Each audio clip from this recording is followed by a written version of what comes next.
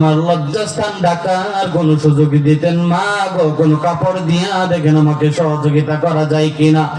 আমার ভাইরা মা তখন সারা দিলেন না। আব্দুল্লাহকে ডাইকা বললেন, আব্দুল উজ্জাকে ডেকে বললেন, ও আব্দুল উজ্জা, তোমার পরনের লুঙ্গির মতন কোন কাপড় আমার কাছে নাই, তবে দেখি কোনো কিছু আছে কিনা। যখন এই কথা বললেন, এই কথা বলার পরে আব্দুল্লাহ আল্লাহর কাছে হাত ধরে বললেন, আল্লাহ, আমার আপন মা যদি থাকতো কোনদিন আমার এইভাবে তাড়াইয়া দিত না। আয় আল্লাহ, আমার মা আমাকে তাড়াইয়া দিত না। এই সতীন মার কাছে আমি পাইলাম না। কিছুক্ষণ পরে সতীন মা বের হয়ে আসতেন একটা সিরা কম্বল নিয়ে। আব্দুল্লাহ খুশি হইয়া ডাক দিয়া বললেন, মা, আপনি কি এই সিরা লুঙ্গিটা আমার জন্য এনেছেন, কম্বলটা আমার জন্য এনেছেন?